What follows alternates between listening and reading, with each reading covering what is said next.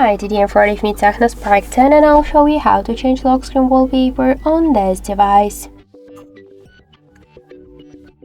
So let's open first the settings and then tap to the personalization.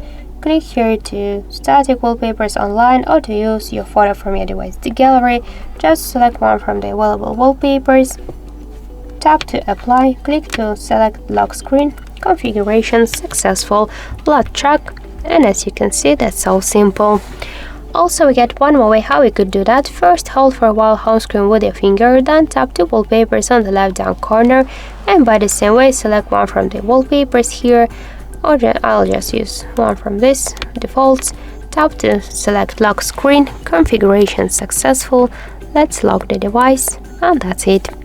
So thank you for watching, and if you like this video, leave thumbs up and subscribe.